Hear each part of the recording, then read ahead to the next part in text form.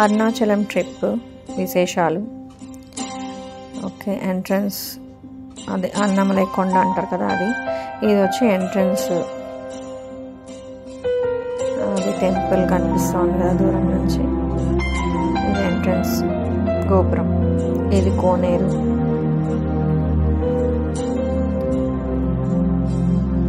ఇదంతా కోనేరు. ఫ్రెష్గా ఉన్నాయి చూడండి వాటర్. ఎన్ని గోపురాలు ఉన్నాయో చూసారా. సో మా అమ్మ అన్ని పిక్చరైజ్ చేసుకుంటుంది. ఇక్కడ 7 to 8 గోపురాలు ఉంటాయి అనుకుంటా, నాకు ఐడియా లేదు ఖచ్చితంగా, బట్ చాలా గోపురాలు ఉన్నాయి. సో ఎంట్రన్స్ ఇది. ఇక్కడ నుంచి ఎంటర్ అవ్వాలన్నమాట. బట్ మేము వెళ్ళేటప్పుడు కొంచెం అది క్లోజ్ చేస్తున్నారు. సో సైడ్ నుంచి వేరే ఎంట్రన్స్ నుంచి వెళ్ళాం. ఇది గర్భగుడిలోకి అయిపోయినాక ఫోటో సెషన్ అన్నమాట.